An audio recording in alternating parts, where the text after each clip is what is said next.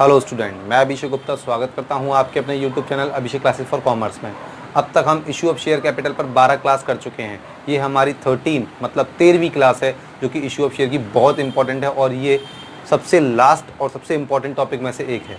आज का टॉपिक का नाम है प्रोराटा। प्रोराटा क्वेश्चन आपको पहले पहचानना पड़ता है, क्वेश्चन प्रोराटा का है भी या नहीं। प्रोराटा के लिए आपको 3 कंडीशन एक साथ अगर क्वेश्चन में लगती हैं तो प्रोराटा कहलाता है। सबसे पहले प्रोराटा समझ लेते हैं, कब क्वेश्चन प्रोराटा का बन जाता है। देखिए, प्रोराटा में सबसे पहली कंडीशन होती है क्वेश्चन में ओवर सब्सक्रिप्शन होना चाहिए। मतलब ये है कि कंपनी इशू करे 10,000 शेयर और पब्लिक डिमांड करे 10,000 शेयर से ज़्यादा। लाइक एग्जाम्पल, कंपनी इशू कर रही है 10,000 शेयर और पब्लिक डिमांड कर रही है 15,000 शेयर। क्लियर? तो ये था ओवर सब्सक्रिप्शन। मतलब ओवर सब्सक्रिप्शन क्वेश्चन में ज़रूर होना चाहिए। ठीक है। अब some share will be adjusted on allotment और कॉल्स। मतलब अब जो एक्सेस शेयर आए हैं उस शेयर में से कुछ शेयर या तो अलॉटमेंट पर या किसी कॉल पर, चाहे वो फर्स्ट कॉल हो, सेकंड कॉल हो, चाहे फाइनल कॉल हो, उन पर एडजस्ट होना चाहिए। एंड थर्ड वो है आपकी calls in arrear on adjusted call.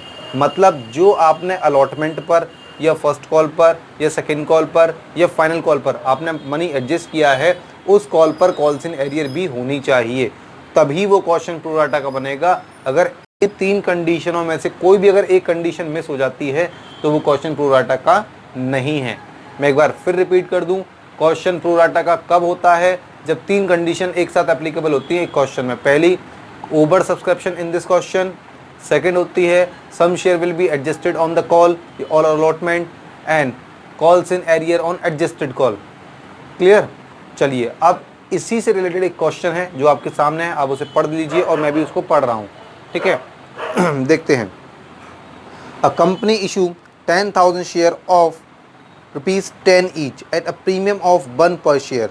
Company ने 10,000 शेयर इशू किए हैं, एक शेयर की वैल्यू 10 रुपीज़ है और ₹1 प्रीमियम पर। Payment to be made as follow. Company payment कैसे मांग रही है? On application 3 on allotment 4 including premium. मतलब इस 4 में ₹1 प्रीमियम का इंक्लूड है, तो एग्जैक्टली अलॉटमेंट 3 का है और ₹1 प्रीमियम का है। First call 2, second and final call उसने कंबाइंड कर रखी हैं, वो 2। अब टोटल अगर मैं करूँ तो 3 एप्लीकेशन के, 4 अलॉटमेंट के, 2 फर्स्ट के और 2 सेकेंड फाइनल कॉल के, 3 और 4 7, 7 और 2 9, 9 और 2 11 और शेयर भी 10 + 1 1 प्रीमियम का था तो 11 का हो गया था। चलिए, यहाँ तक तो आपका ये हो गया। आगे बढ़ते हैं। एप्लीकेशन वर रिसीव 20,000 शेयर। देखिए, बन गया क्वेश्चन ओवर सब्सक्रिप्शन का। एक कंडीशन फुलफिल हो गई। कंपनी ने कितने इशू किए थे? 10,000। पब्लिक ने कितने डिमांड किए? 20,000। ओवर सब्सक्रिप्शन हो गया। लेकिन अभी एक ही कंडीशन फुलफिल हुई है, आगे पढ़ना पड़ेगा। Application for 5,000 share were rejected and allotment was made proportionally to remaining application. देखिए, 10,000 के लिए अप्लाई हुआ था, 10,000 के लिए इशू किया था कंपनी ने, 20,000 पब्लिक ने अप्लाई किया था। एक्सेस कितना आया था? एक्सेस आया था 10,000 शेयर। अब उसमें से भी 5,000 शेयर रिटर्न हो गए, रिमेनिंग कितने बचे? 5,000। वो एडजस्ट हुआ होगा तो दूसरी कंडीशन भी लग गई, some share will be adjusted on allotment और कॉल। क्लियर? टेंशन ना लीजिए, भी मैं जब बोर्ड पे सॉल्व करूंगा क्वेश्चन पूरा समझाऊंगा। The director made both the call. दोनों कॉल मांग रहा है, बट डायरेक्टर फर्स्ट भी मांग रहा है, सेकेंड एंड फाइनल कॉल भी मांग रहा है। All the money were receive. सारा पैसा मिल गया except the allotment, first call और फाइनल कॉल ऑन 400 शेयर। देखिए, उसने सीधी सीधी बात नहीं करी, बातों को ट्विस्ट किया है। कंपनी बोल रही है सारा पैसा मिल गया सिवाय 400 शेयरों के जिन्होंने अलॉटमेंट नहीं दिया, फर्स्ट कॉल नहीं दिया, सेकेंड एंड फाइनल कॉल नहीं दिया। अलॉटमेंट पर कॉल सिनेरियर हो गई, तीनों कंडीशन लग गई। ओवर सब्सक्रिप्शन था, 10 इशू 20 अप्लाई, 5,000 रिटर्न, 5,000 एडजस्ट। अगर वो एडजस्ट हुए हैं तो पहले अलॉटमेंट पे यूज होंगे और अलॉटमेंट पे कॉल सिनेरियर है। दैट्स मीन ये क्वेश्चन प्रोराटा का है। इसके बाद 300 share of forfeiture were reissue as a fully paid up 500 per share.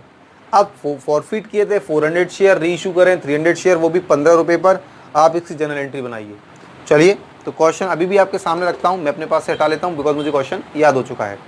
चलिए, तो सबसे पहले बात ये कही थी, कंपनी ने कितने शेयर इशू किए थे? कंपनी ने शेयर इशू किए थे 10,000।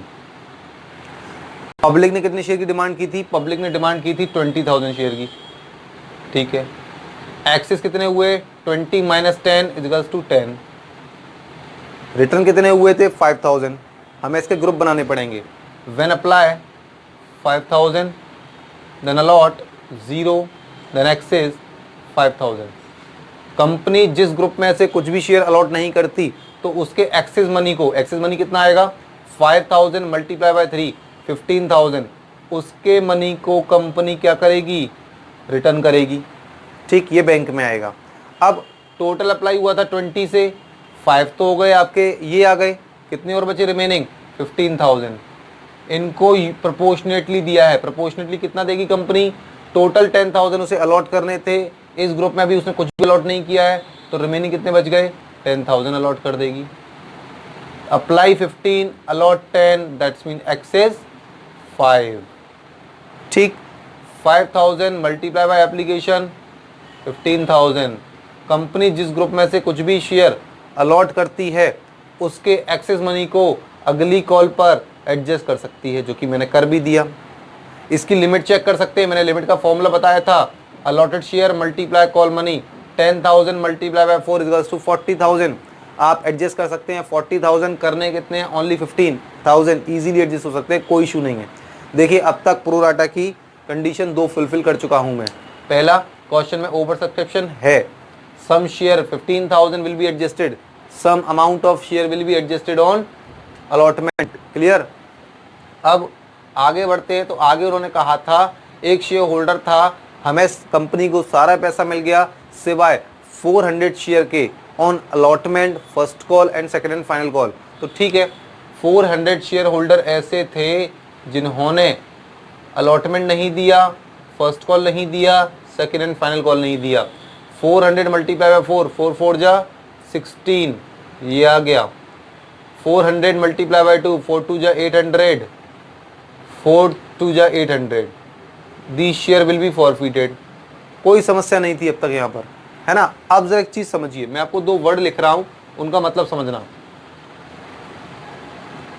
Apply, then allotted.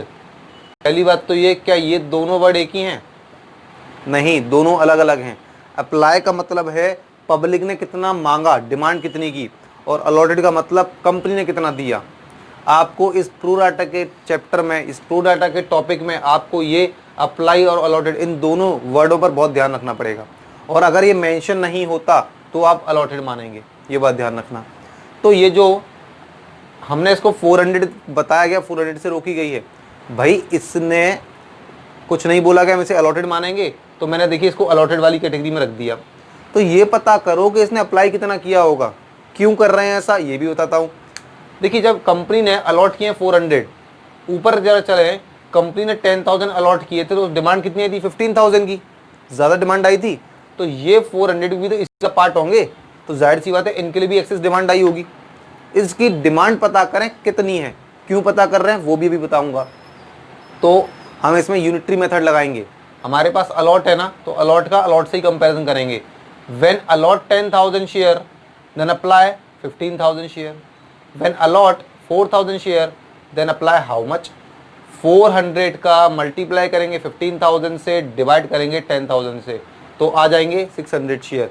इसका मतलब ये है इस शेयर होल्डर ने 600 शेयर अप्लाई किए थे और 400 अलॉट किए गए इसको, तो 200 इसके क्या हो गए?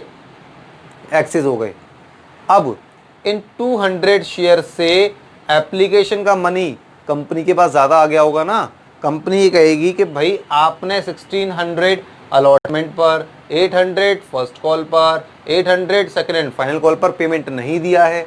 तो शेयर होल्डर बोलेगा बिल्कुल नहीं, मैंने आपसे डिमांड की थी 600 शेयर की, आपने मुझे दिए 400 शेयर, तो 200 शेयर के अकॉर्डिंग मेरा एप्लीकेशन का मनी 2 3 जा 6, 600 आपके पास ऑलरेडी डिपॉजिट है। कंपनी कहेगी हाँ हाँ हाँ याद आ गया। तो 1600 में से 600 माइनस कर दोगे तो एक्चुअल कॉल सिनेरियो निकल कर आ जाएगी 1000 की। यही मेन प्रॉब्लम थी प्रो राटा के साथ, क्लियर। फिर उसके बाद आपने फॉरफिट कर लिए शेयर और इसमें से ही आपने री इशू कर दिए 300 शेयर जो कि 10 का शेयर था 15 पर किए हैं, वैल्यू बढ़ाई है आपने, तो इसका मतलब प्रीमियम पर किया है। क्लियर है? टेबल आई थिंक आपको समझ में आ गई होगी। अब बात करते हैं क्वेश्चन की। क्वेश्चन अब नॉर्मली है, प्रोराटा बस इस यहाँ दिक्कत क्रिएट करता है बस। एप्लीकेशन रिसीव की entry we know very well, question over subscription का है, तो एप्लीकेशन रिसीव की एंट्री अप्लाइड शेयर से होगी। तो अप्लाइड कितना हुआ था 20, तो bank account debit to share application 20,000 share, 20,000 multiply by 3, तो 20 मल्टीप्लाई बाय 3 60,000, 60,000। आप चाहें तो ये ना दिखाएं, कोई प्रॉब्लम नहीं है, मैं आपको समझा रहा हूं इसलिए लिखता हूं। अगर आपको समझ में आता है बिना इसके तो आप डायरेक्ट भी लिख सकते हैं, और चाहें तो ये भी लिख सकते हैं, कोई प्रॉब्लम नहीं है, मार्क्स नहीं डिडक्ट होंगे। ठीक है, नरेशन आप डालेंगे, मैं नरेशन नहीं डाल रहा हूँ बिकॉज स्पेस नहीं है मेरे पास इनफ। ठीक है, उसके बाद एप्लीकेशन रिसीव की एंट्री क्या होती है? एप्लीकेशन रिसीव की एंट्री होती है share application account debit to share capital account, यही होती है नॉर्मल।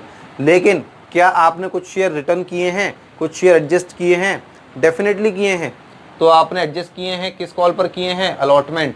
ये मैं आपको पहले भी बता चुका हूं, अगर आप अलॉटमेंट से आगे एडजस्ट करते तो कॉल का नाम नहीं लिखते, कॉल से एडवांस लिखते। ठीक है, अब आपने फिलहाल यहाँ नहीं किए किसी आगे वाली कॉल पर, केवल अलॉटमेंट पर ही किए हैं 15,000। अब क्या आपने रिटर्न किए हैं? डेफिनेटली किए हैं। ये आ गया टू बैंक। तो एप्लीकेशन जितने से क्रेडिट हुई थी उतने से ही डेबिट होगी। शेयर कैपिटल में आते हैं, एग्जैक्टली वो शेयर जो कंपनी इशू करती है। कंपनी ने 10,000 शेयर इशू किए थे, तो 10,000 मल्टीप्लाई बाय एप्लीकेशन मनी 30,000। उसके बाद आपने रिटर्न कितना पैसा किया? 15,000। आप चाहें तो शेयर के अकॉर्डिंग भी देख सकते हैं, 5,000 मल्टीप्लाई बाय 3, रिटर्न कितना किया? 15,000। फिर वही चीज़ 5,000 शेयर आपने रिटर्न किए थे 3 रुपये के अकॉर्डिंग, तो ये हो गई आपकी रिसीव की, हो गई आपकी ड्यू की। अब अलॉटमेंट ड्यू की बात करेंगे। अलॉटमेंट ड्यू पर ध्यान रखना, प्रीमियम है, प्रीमियम भी है, कॉल्स इन एरियर भी है। कॉल्स इन एरियर का इफेक्ट तो रिसीव की एंट्री में डेबिट होता है, लेकिन प्रीमियम का इफेक्ट तो ड्यू की एंट्री में जाता है। तो पता करते हैं, तो एंट्री क्या बनती है normally? Share allotment account debit to share capital, but we know very well security premium का इफेक्ट ड्यू की एंट्री में क्रेडिट होता है। तो एंट्री को मर्ज कर लीजिए, एंट्री बन जाएगी share allotment account debit to share capital account to security premium account. ठीक, कितने शेयर? अब पूरा क्वेश्चन 10,000 शेयर से ही होगा, तो 10,000 मल्टीप्लाई बाय 3, एग्जैक्टली अलॉटमेंट कितने का था वो तो आएगा कैपिटल में 30,000। एग्जैक्टली प्रीमियम कितना था? 10,000 मल्टीप्लाई बाय 1, 10,000, तो टोटल कितना हो गया? 40,000। ये आ गया 40,000। ठीक, अब अलॉटमेंट रिसीव की एंट्री। अलॉटमेंट रिसीव की एंट्री किसमें क्या होती है? Bank account debit to share allotment, लेकिन इस पर कॉल्स इन एरियर है। कॉल्स इन एरियर रिसीव की एंट्री में डेबिट होती है, तो एंट्री क्या बनेगी? Bank account debit calls in arrear account debit to share allotment. लेकिन इस पर आपने एडजस्ट भी किया है, एडजस्टमेंट को एप्लीकेशन के नाम से डेबिट कर देते हैं, तो पूरी एंट्री क्या बनेगी? Bank account debit share application account debit calls in arrear account debit to share allotment. चलिए देखिए, वही मैंने लिखी है, bank account debit share application account debit to share allot calls in arrear to share allotment. Allotment जितने से debit उतने से ही क्रेडिट। कॉल्स इन एरियर कितनी हुई थी? 1,000।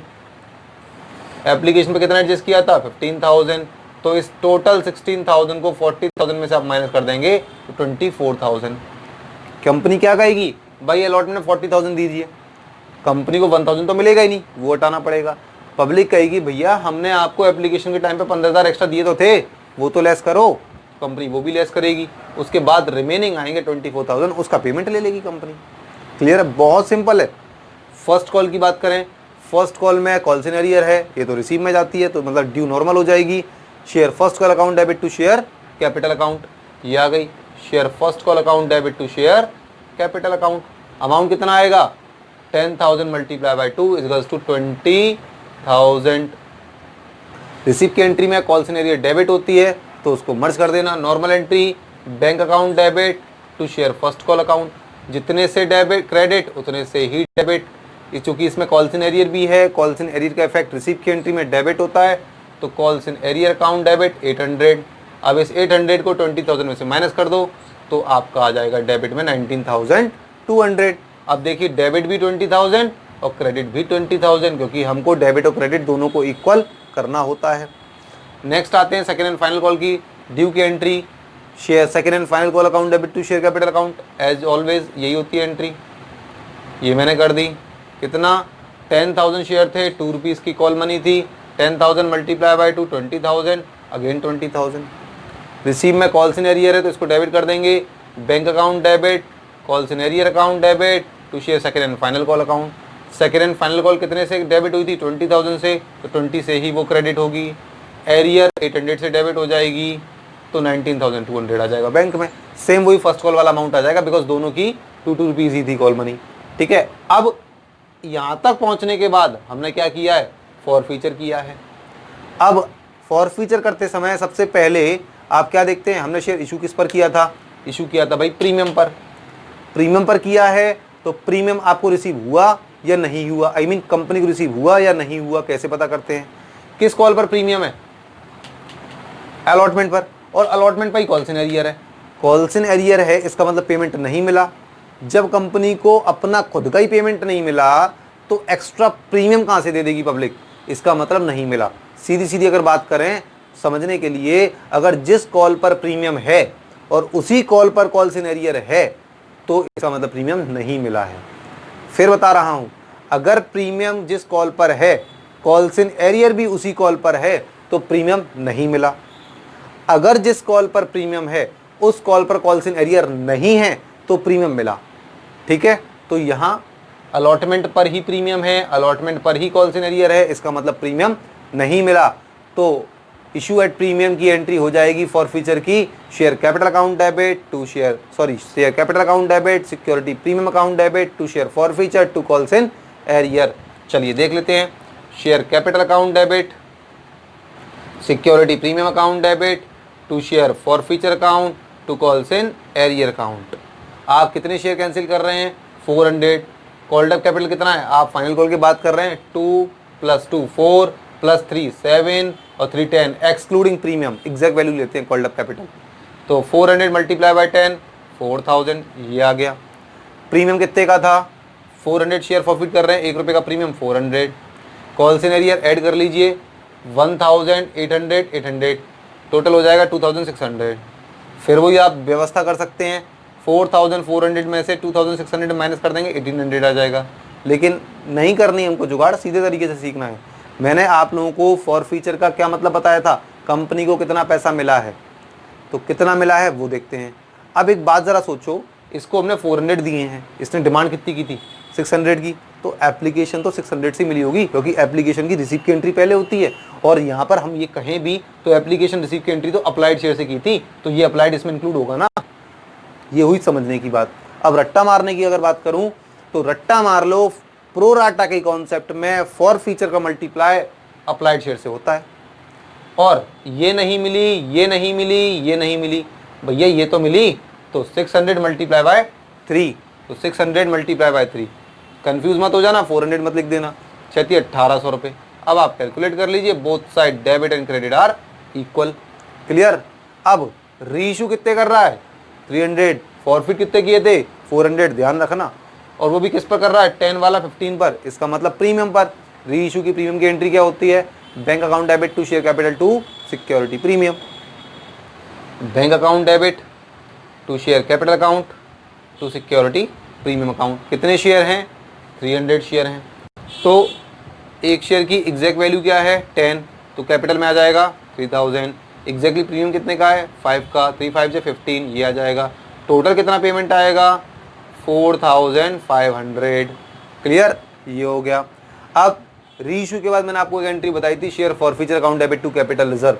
ये आप बैलेंस ऑफ फॉरफीचर को ट्रांसफर करेंगे, तो share forfeiture account debit to capital reserve account. मैंने इसके लिए आपको बताया था, फॉरफीट करते समय जितना फॉरफीट बने, कितना बन रहा है?